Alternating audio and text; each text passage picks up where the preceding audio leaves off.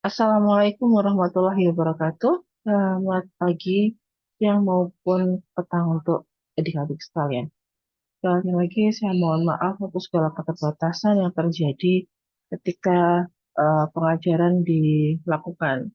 Banyak hal yang kemudian membuat kita tidak bisa bertemu secara langsung atau beberapa hal yang membuat menjadi kita tidak bisa match ketika memasukkan hari yang sama.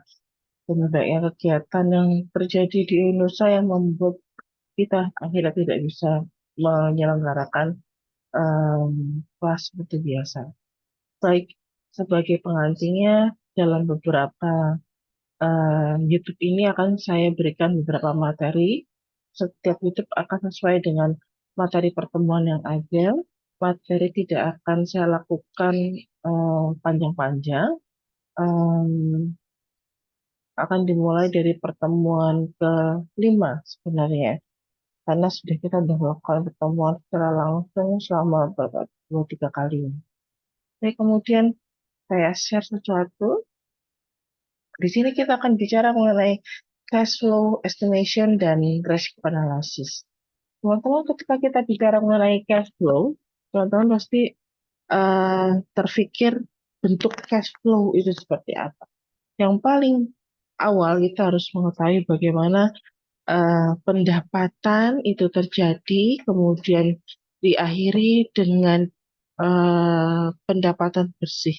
Perjalanan dari pendapatan yang kita dapatkan pertama kali ketika kita menjual suatu produk, lalu kemudian dikurangi dengan biaya-biaya yang terjadi, itulah yang disebut sebagai bentuk dari cash flow. Nah, kita selaku manajer, kalau di keuangan, kita wajib ataupun Anda di akuntansi, kita wajib untuk dapat memprediksi cash flow itu terjadi seperti apa.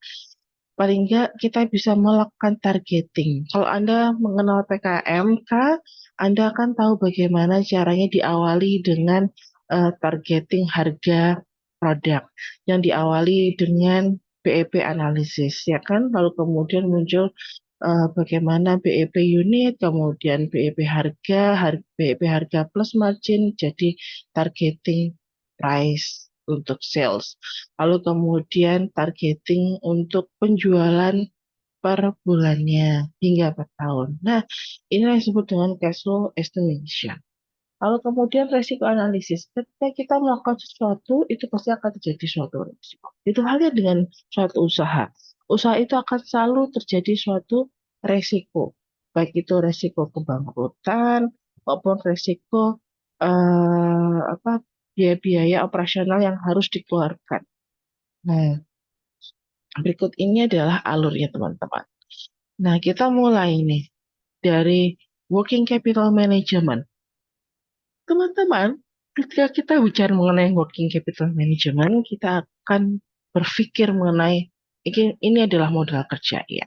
Working capital management adalah modal kerja, di mana kita memprediksi berbagai modal yang diperlukan dalam memulai suatu pekerjaan atau suatu usaha. Macam seperti ini.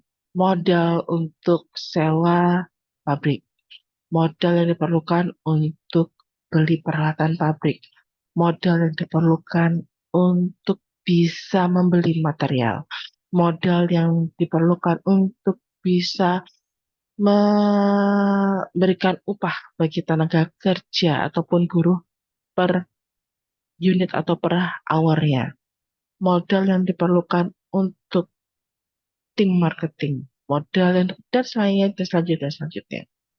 Ya, itu setiap akun, kalau kita bicara di akuntansi kan akun ya, setiap akun itu memiliki modal yang terjadi. Nah, kalau kemudian ketika usaha itu sudah berjalan, aset lancarnya seperti apa? Aset lancar kita bicara mengenai quick asset, lalu kemudian quick asset sudah pasti tahu teman-teman kan aset lancar apa itu? Kas, lalu surat berharga, ya yang bisa di dijual pada saat itu. Bukan fixed asset teman-teman. Fixed asset itu seperti tanah yang memerlukan waktu lebih lama untuk menjualnya. Nah, lalu kemudian ada kebutuhan dana untuk mengoperasionalkan suatu usaha. Operasional suatu usaha bisa bisa jadi itu adalah hutang, misalkan hutang jangka pendek itu ya. Lalu kemudian di sini setelah kita bicara mengenai working capital management, kita melihat ketika proses itu sudah terjadi bagus, kemudian pendapatan pun juga bagus, lalu mulailah seperti biasa, suatu usaha jangan stuck pada satu tempat dan puas dengan satu tempat. Merambahlah ke tempat lain. Nah, mulailah memperbesar pangsa. Ketika membesar pangsa, ternyata pangsa yang baru dengan pasar yang baru pun menerima. Maka dibutuhkan suatu investasi baru. Investasi kalau kita bicara dalam sisi usaha, investasi tidak bisa diserta-mertakan seperti investasi saham, bukan. Ada beberapa investasi teman-teman. Investasi fisik dan investasi surat harga. Investasi fisik itu maka kita bicara mengenai investasi untuk membeli fixed asset yang baru, untuk membeli tanah yang baru, investasi untuk membeli peralatan produksi yang baru. Nah, itu juga suatu jenis investasi. Kita harus melakukan suatu capital budgeting di sana, ya. Lalu kemudian berdasarkan uang yang kita keluarkan untuk membeli suatu alat tersebut yang biasa kita kenal dengan initial outlay, maka imbal hasilnya tuh seperti apa? Imbal hasil tuh return, ya. Returnnya itu seperti apa? Yaitu perhitungan cash flow atau proyeksi cash flow, ya. Proyeksi cash flow di setiap kegiatan yang mengeluarkan modal, yang mengeluarkan bentukan investasi yang baru, seperti itu. Selama umur ekonomis proyek tersebut, umur ekonomis sudah tahu kan teman-teman artinya apa ketika kita bicara misalkan, ketika kita bicara membeli suatu alat produksi gitu ya, itu umurnya umur ekonomis. Kemudian eh, ketika kita sudah apa namanya sudah membelinya gitu, kita mau ataupun kita membeli, kita wajib tahu berapa umur ekonomisnya ini. Lalu dari alat yang ada ini berapa unit produksi yang berhasil kita produksi nantinya. Lalu seperti apa kualitas produksinya? Lebih banyakkah? Kalau lebih banyak berarti harus disesuaikan dengan jumlah tenaga kerja ataupun jumlah material yang terjadi. Implikasinya ketika membeli suatu produk, misalkan produk ini bisa menghasilkan 1.000 unit produk dalam satu hari, maka itu sudah pasti Anda akan ditarget selama 1 bulan, kurang lebih Anda wajib untuk bisa menjual berapa produk? 1.000 unit produk dikalikan 30 hari. Ingat, kalau pabrik suatu usaha mass market itu hari Sabtu Minggu itu tidak pernah libur, teman-teman, masih masuk. Jadi suatu alat ini tidak akan pernah berhenti. Berhenti pun cuman pada timing tertentu gitu kan. Apalagi alat-alat baru pabrikan yang seperti besar-besar seperti sekarang. Waktu dia berhenti itu cuma 1 jam. Harusnya kita kita jalan ya ke Pokhariya Sweat di sana. Anda, saya masih ingat beberapa adik-adik, eh bukan adik-adik ya, tuh, kakak tingkat dulu sekarang sudah pada lulus berjalan ke Pocari Sweat.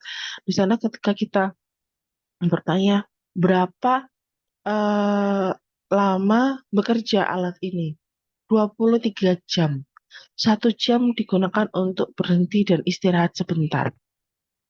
Setiap hari. Seperti itu.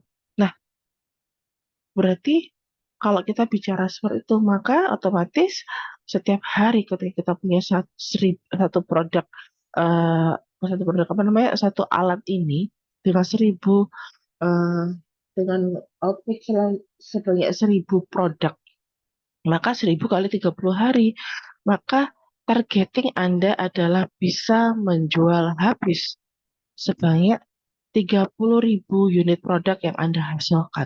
Itu mass market. Itu adalah targeting. Dan itu adalah targeting apa? Targeting eh, biasa Anda gitu selama 1 bulan itu, ya. Lalu kemudian oleh karena itu Anda wajib untuk membuat yang namanya cash flow estimasi berdasarkan targeting karena membeli produk ini yang tentunya sudah di dalamnya satu jenis produk tersebut atau satu unit produk itu sudah bisa di dalam produk itu sudah mengcover biaya apa saja termasuk biaya yang sudah dibagi tentunya dengan satuan 30.000 produk itu, biaya modal, biaya hutang, biaya administratif, biaya operasional. Nah, itu yang terjadi teman-teman. Ya, lalu kemudian oleh karena itu ketika kita membuat pangsa pasar yang baru dengan cash flow estimasi yang ada, kita akan diminta untuk bisa memprediksi resiko juga dari suatu proyek. Proyek ini dikatakan untung atau tidak, gitu kan? Lalu kemudian ketika kita bicara capital budgeting, mungkin teman-teman ingat waktu MK1 kemarin, itu harusnya kita akan bertemu dengan net present value. Lalu kemudian ada internal rate of return, lalu ada MIRR, ada PB, PP itu payback period, lalu PDBB itu adalah saya lupa, sama-sama seperti payback period, cuman intinya saya lupa. Yes, teman-teman. Lalu kemudian, mohon maaf ini malam-malam banget. Setelah itu, kemudian hubungan antara capital budgeting, cash flow, dan estimation, dan risk analysis. Nah, ketika saya bicara tadi, teman-teman pasti sudah bisa tahu bagaimana hubungan antara capital budgeting untuk mengumpulkan modal, lalu kemudian dengan cash flow estimasi, ini bicara mengenai targeting pendapatan, targeting penjualan, segala macam ya, kita masuk di cash flow estimation. Lalu kemudian risk analysis adalah ketika kita menggunakan modal dengan cara berhutang, lalu kemudian kita berinvestasi dengan membayar secara cicilan, lalu cash flow profit itu akankah bisa memberikan hasil pendapatan atau investasi proyek yang diharapkan dengan kondisi yang sesungguhnya itu lebih tinggi, bukan apa returnnya. Nah, setelah kita bicara itu, maka kita akan bicara mengenai depresiasi. Teman-teman pasti sudah tahu maksudnya depresiasi itu apa. Selalu saya utarakan, depresiasi itu seperti Anda membeli motor, lalu kemudian Anda harus servis motor itu berkala. Servis berkala itulah dikatakan sebagai biaya depresiasi. Biaya pemakaian akibat menggunakan suatu alat ini. Nah, di pabrik pun juga seperti itu. Lalu kemudian ketika kita bicara depresiasi itu ada macam-macamnya. Ada metode garis lurus, ada double declining balance, ada sum of years digit, lalu kemudian ada MACRS. MACRS ini enak kita sudah langsung lihat itu apa eh, besaran prosentasenya berapa sudah ditentukan. Lalu kita contohkan di sini soal depresiasi ya. Misalkan Berkeley-Stowe sedang mempertimbangkan melakukan proyek untuk menambah lini baru. Diperkirakan proyek baru tersebut memiliki umur proyek 5 tahun dengan investasi awal sebesar 100.000 dolar. Pada akhir umur manfaatnya, berarti umur ekonomisnya, kalau kita bicara umur manfaat, berarti umur ekonomis atau kita eh, singkat dengan UE, diperkirakan alat itu ketika akhir dari proyek selesai, alat itu sama sekali zero nilai sisa, jadi nol. Nah, Anda diminta untuk menentukan jumlah depresiasi tahunan menggunakan metode garis lurus, declining balance, SYD, ataupun MACRS. Lalu tabelkan jumlah depresiasi tahunan dan nilai PUA tersebut pada setiap akhir tahun. Nah, kita masuk pertama, kita menggunakan metode garis lurus ya teman-teman. Nah, formulasinya seperti ini. D ataupun kita bicara depresiasi sama dengan initial outlay atau yang disebut dengan modal awal ketika proyek ini dilakukan itu butuh berapa modalnya. dibagi dengan umur proyek. Ini paling enak banget ketika kita bicara mengenai straight line. Nah, misalkan tadi kan katakan bahwa rata alat itu nilainya adalah 100.000. Lalu kemudian umur ekonomisnya atau umur manfaatnya selama 5 tahun. Maka 100.000 bagi 5 sama dengan 20.000. Lalu kemudian kita buat tabel seperti ini. Nilai buku depresiasi. Nah, pada 0 tahun, pada saat awal itu kan berapa harganya? Yaitu 100.000. Pada tahun pertama, pada tahun ke-0 tidak ada depresiasi. Lalu pada tahun pertama 100.000 dikurangi apa depresiasinya 20.000. Jadi 100.000 dikali 20.000 sama dengan 80.000. Dari book value ini di tahun pertama menjadi 80.000. Book value lalu kemudian masuk lagi di tahun kedua sebagai nilai awal di tahun kedua. Lalu dikurangi 20.000 hasil 60.000. Sama halnya book value yang di tahun kedua hasilnya berapa, masukkan menjadi nilai awal di tahun ketiga yaitu 60.000. Lalu depresiasinya sama yaitu 20.000, lalu 60.000 kali 20.000 sama. Dan seterusnya hingga kemudian kita akan bisa melihat bahwa di tahun kelima sama sekali zero nilai kita. Ya. Lalu kemudian kalau pakai metode double declining balance itu seperti apa? Nah, formulanya seperti ini, teman. Tarif penyusutan per tahun itu sama dengan 100% dibagi dengan umur proyek kalau dikalikan. Lalu depresiasi itu sama dengan tarif penyusutan, ya, ketika kita bisa ambil dari situ perusahaan totalnya berapa, dikalikan dengan nilai awalnya berapa. Lalu book value tentunya adalah nilai awal dikurangi depresiasi. Nah, kita uh, masuk ya di sini eh, tarif depresiasi Berkeley Project itu berapa. Nah, maka bisa langsung nih teman-teman dikurung dulu depannya, tarif depresiasi dikurung dulu ya seperti ini. Lalu kemudian 100 dibagi 5 dikalikan 2 sama dengan 40%. Maka kita akan bisa melihat bahwa 40% itu adalah tarif depresiasi ya yang menjadi pengurang dari nilai awalnya. Seperti biasa di tahun ke-0 ini depresiasinya tidak ada, book value akhir juga tetap 100.000 ya. Lalu kemudian pada tahun ke-0 merupakan awal, maka book value akhir ini masuk di nilai awal tahun pertama. 100.000 dengan terdepresiasi 40.000, maka 100.000 dikalikan 40.000 sama dengan depresiasinya adalah 40.000. Ini 40% sama dengan 40.000 ya. Lalu kemudian dikurangilah 100.000 dikurangi dengan 40.000, hasilnya adalah 60.000.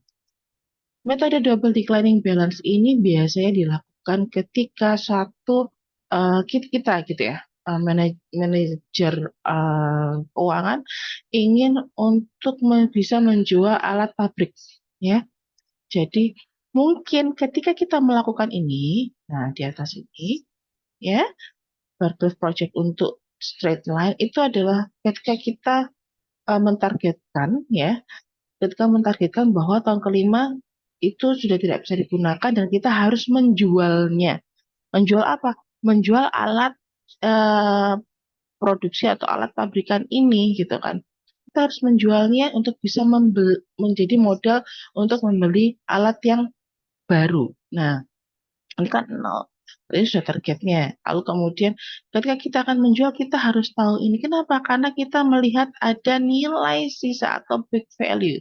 Book value akhir ini adalah nilai yang bisa kita tawarkan untuk dilakukan pembelian ke konsumen kita atau klien kita gitu ya. Ini ada alat pabrik untuk membuat ciki misalkan seperti itu ya. Lalu kemudian harganya lumayan murah, sekitar 7,7 miliar misalkan. Beda dibandingkan awalnya. Kalau awalnya kan 100 M, 100.000 M. Selama dengan berapa itu? Eh, 1 T ya. Maka ya udah, oh belum, masih 100 M. Lalu kemudian yang di bawahnya tahun kelima kita jual di angka 7,7 M. Pasti ada banyak perusahaan-perusahaan yang membuat ciki-ciki produksi lokal itu yang mau untuk membelinya. Nah, ini dilakukan ketika Anda menjadi manajer keuangan, ini yang dilakukan ketika Anda menghitung agar nilai ekonomis eh, alat proyek ini itu ada nilai sesanya yang bisa dijual. Nah, kalau metode SYD atau Sum Year Digit itu seperti ini. Ini hasilnya biasa di belakangnya seperti ini. Koma banyak.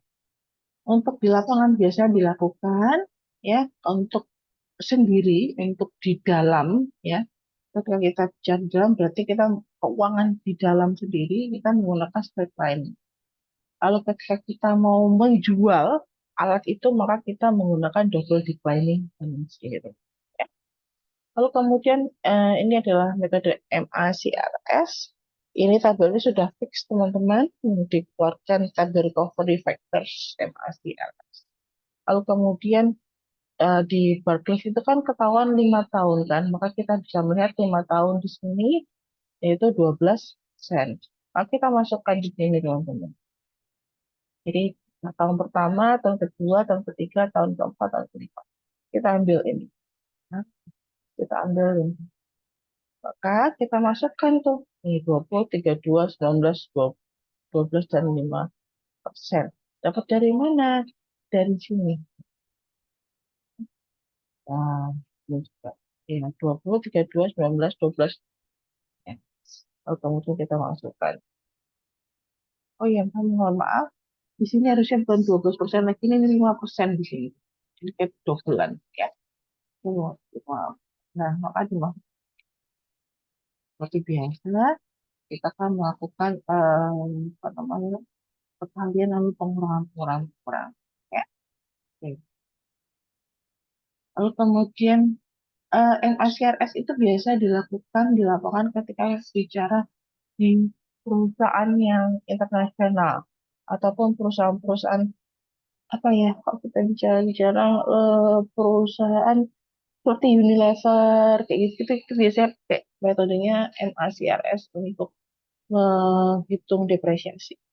Lalu kemudian maaf saya spill satu eh, ini ya produsen. Lalu kemudian perhitungan estimasi cash flow, berarti kita bisa melihat bahwa Anda harus melihat ada arus masuk, lalu kemudian ada arus keluar, ada pendapatan dan ada biaya. Lalu kemudian formulasi dasar untuk estimasi cash flow seperti itu. Ini modal berapa gitu kan dikurangi dengan nilai sisa proyek yang lama itu berapa, apakah terjadi peningkatan atau penurunan modal kerja di sini, ditambahkan dengan beban pajak karena adanya penjualan aset lama. Kalau kita bicara mengenai aset lama itu berarti alat pabrik lagi kita jual ya, kemudian berapa sih hasil dari arus keluar awal, kita kan bisa kalkulasikan.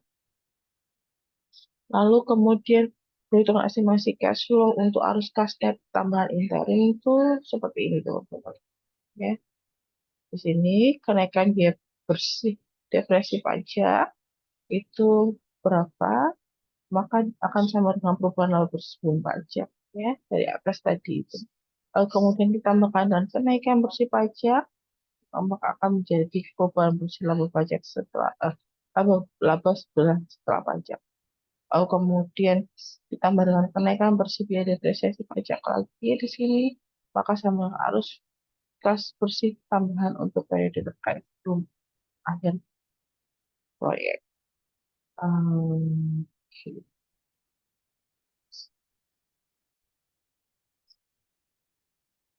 Kalau kita contohkan di sini, misalkan pasar Sunfish mempertimbangkan untuk membuat fasilitas pengeringan ikan. Kita lihat bahwa diminta untuk membuat apa ini kita lihat. Oh, membuat arus kas ya, prediksi arus kas atau prediksi cash flow, lalu kemudian untuk memberikan juga analisa resikonya. Di sini kita melihat ada dana, oke, operasional yang diperlukan oleh perusahaan untuk membeli peralatan khusus harga 90.000. Peralatan itu memiliki umur ekonomis 4 tahun. Ya. Lalu kemudian biaya pengiriman dan instalasi itu 10.000.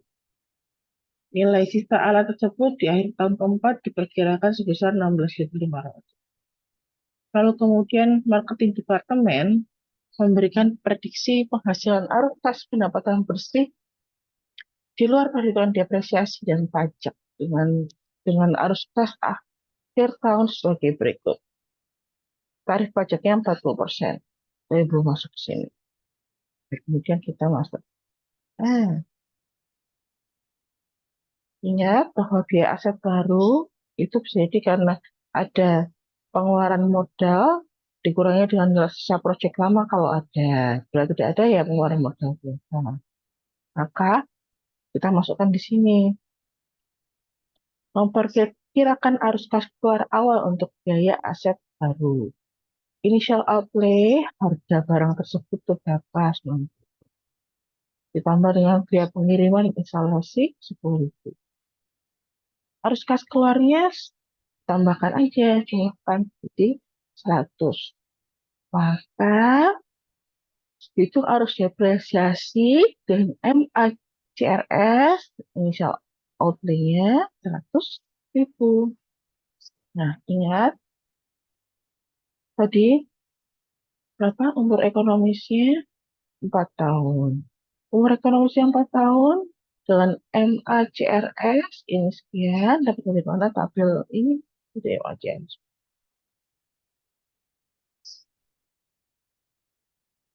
4 tahun, kan yang 4 tahun, 1, 2, 3, 4 ini. Ya,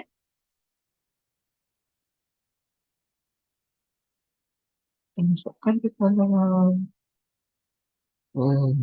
Ini. Lalu berikutnya, diminta untuk melakukan depresiasi apa lagi ini? Dengan. Lalu tinggal ada kalikan 100 kali 33,33 itu 100 kali itu. Ya, terus ya. Nah, lalu kemudian tahap kedua adalah hitung arus kas bersihnya. Ingat arus kas bersihnya dari depresiasi itu ada di sini kan. Nih, kita ambil, di sini kita taruh, lalu kemudian dilihat depresiasinya berapa sebelum pajak tadi yang Anda hitung di sini, kan di sini. Ini, dan ini kan. Lalu kemudian kurangilah 35.167 kurangi 33 ya. Ini sama dengan perubahan cash flow sebelum pajak. Lalu dikatakan pajak di soal ada berapa? 40%. Ya udah, taruhlah pajak. Dan lalu jadilah perubahan cash flow setelah pajak. Lalu ditambah, dibilangkan tadi kan untuk menambahkan bonus, ya, berikan estimasi arus kas tambahan proyek fase office, lalu analisa resiko tersebut. Kita masukkan ke sini. Dan ini, kurang ini, hasilnya ini adalah cash flow. Lalu ingat bahwa karena depresiasi itu merupakan nilai manfaat yang telah di, apa ya, di yang didapatkan karena telah menggunakan alat tersebut, maka kembali lagi ini bukan itu, kita akan bisa melihat cash flow-nya sebelum akhir tahun.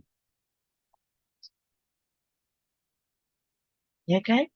Ingat nggak kalau sudah depresiasi sebagai nilai manfaat yang kita terima? Contohnya motor, kalau Anda beli, Lalu kemudian karena sudah sering Anda pakai, Anda sudah merasakan manfaat dari motor itu kan. Lalu kemudian Anda harus apa namanya, melakukan servis pada motor tersebut. Lalu harga motor itu kan dari bulan, dari tahun ke tahun kan berkurang, dari bulan ke bulan pun juga akan berkurang. Nah, karena motornya menjadi motor bekas gitu kan, karena Anda belikan motor baru. Nah, manfaatnya sudah Anda dapatkan, manfaat itu pun harus ditambah. Dan menurut seperti itu kok di em, dalam keuangan. Oh, kemudian yang ketiga, ini ada tahapannya ya. Yang ketiga, kita hitung arus kas bersih tambah di akhir tahun.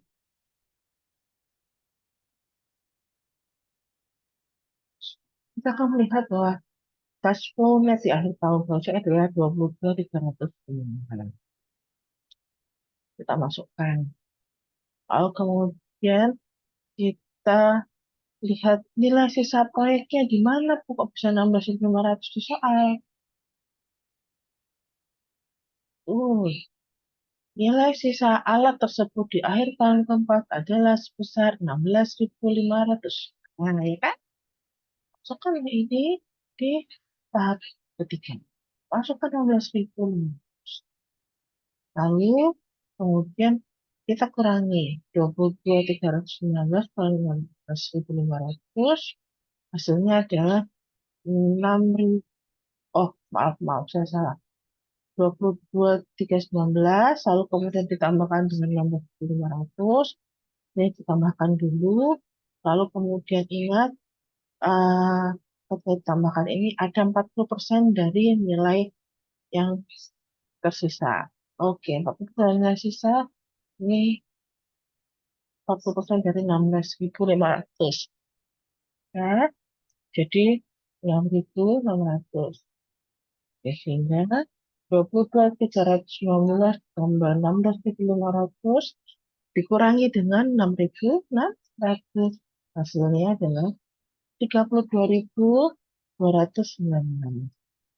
Lalu masukkanlah estimasi ke dalam tabel cash flow.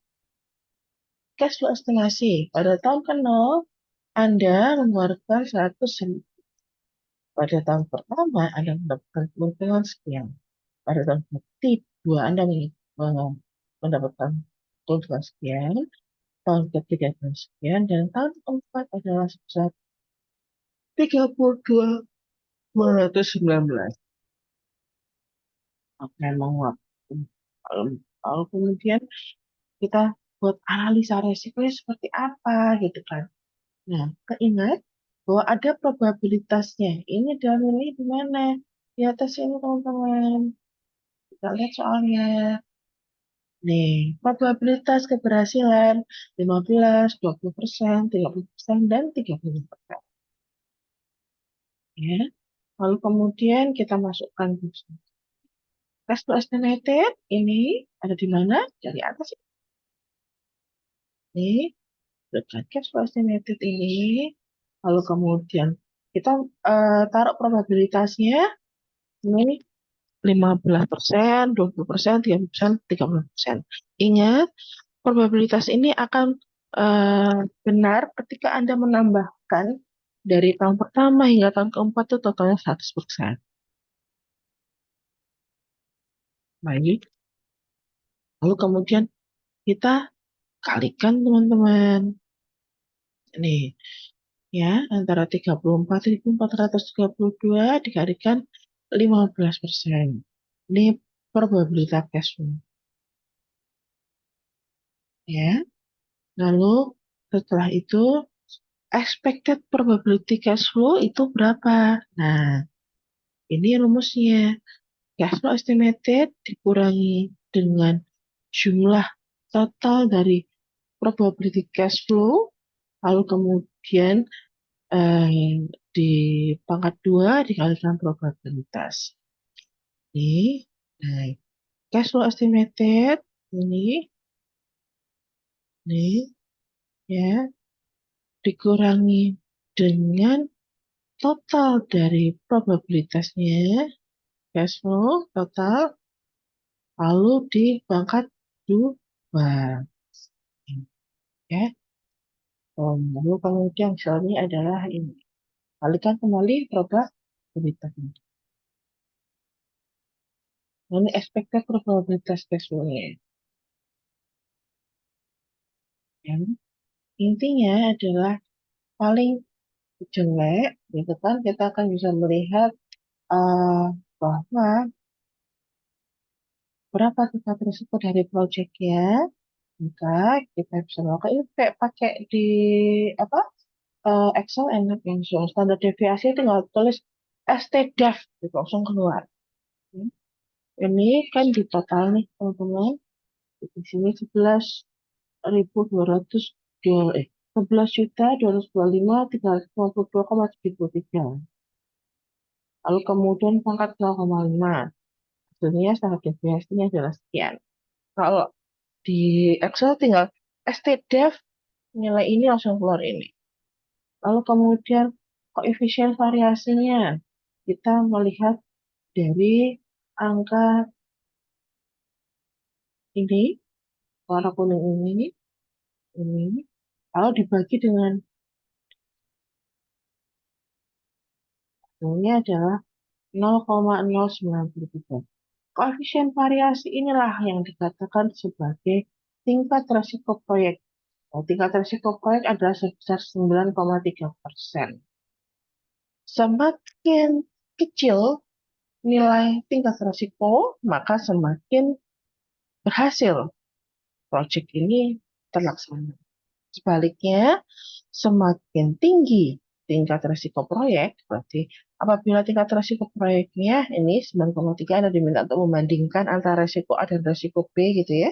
Nah, resiko A ternyata kita lihat adalah 9,3%, resiko B-nya ternyata 25%, maka sebagai manajer keuangan, Anda akan menyarankan kepada owner ataupun kepada direksi untuk memilih proyek A, karena proyek B dengan tingkat resiko 25% termasuk dalam tergolong kriteria resiko tinggi.